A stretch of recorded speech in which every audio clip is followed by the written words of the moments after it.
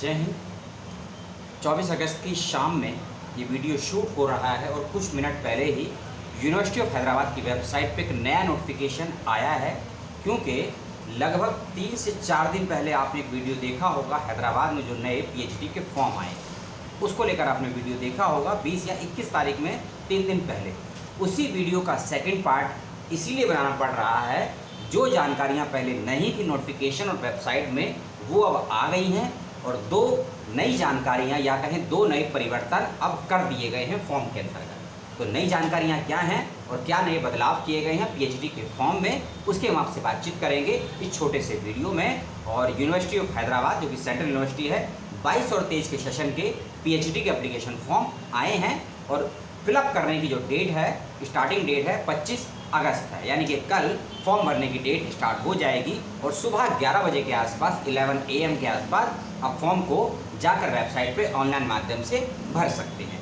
जो नए परिवर्तन हुए हैं वो मैं आपको आगे बताऊंगा, लेकिन जो जानकारियां पहले मेंशन नहीं थी वो मैं आपको बता देता हूं। सबसे पहली बात, एग्ज़ाम फिलअप करने की डेट नहीं आई थी जो कि अब आ गई है, जैसे कि आपको बताया 25 अगस्त है और फॉर्म को भरने की लास्ट डेट और डेडलाइन जो है वह 15 सितंबर है। इस बात का आप लोग ख्याल रखेंगे।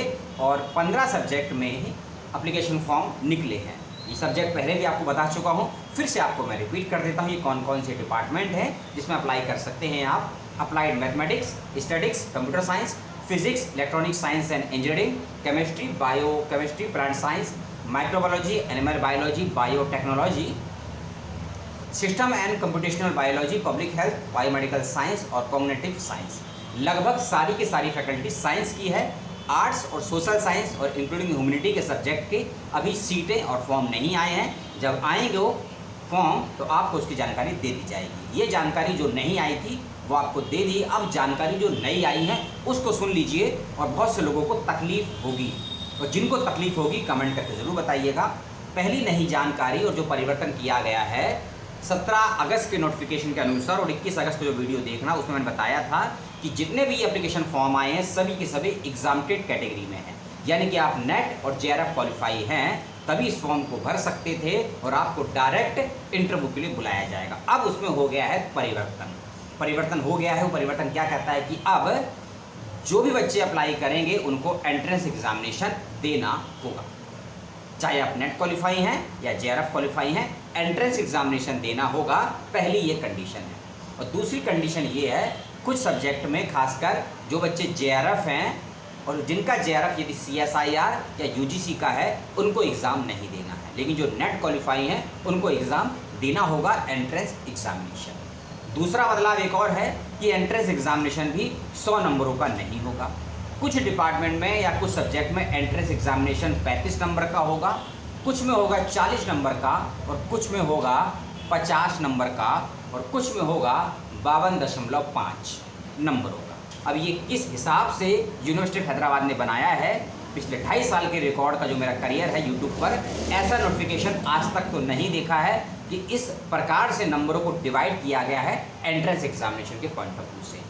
एंट्रेंस एग्जामिनेशन में कितने नंबर वाला पास होगा ये अभी कोई स्पष्ट नहीं है, और जो बच्चे भी अप्लाई करेंगे उनका नेट या JRF होना ज़रूरी है, इस बात का ध्यान रखिएगा। इसके अलावा आपका JRF या UGC का है या CSIR का है, इसके अलावा यदि आपके पास DBT, ICMR और इसके अलावा एक और है medical and communication health social science का है, और इसके अलावा है NBHM का, इसके भी नेट JRF अगर आपने पास किए हैं तो भी आप एग्जाम्प्टेड कैटेगरी में इंक्लूड कर लिए जाएंगे। ठीक है, तो इन बच्चों को भी ध्यान से समझ लेना। यदि आपके पास भी NBHM का, UGC का या CSIR का या DBT का या ICMR का JRF या नेट क्वालिफाई है तो अप्लाई ज़रूर कीजिएगा। लेकिन अगर आप JRF हैं तो आपको एंट्रेंस नहीं देना है, और एंट्रेंस कितने नंबरों का होगा ये आपको बता दिया। 15 सितंबर लास्ट डेट है, इसका ख्याल रखिएगा।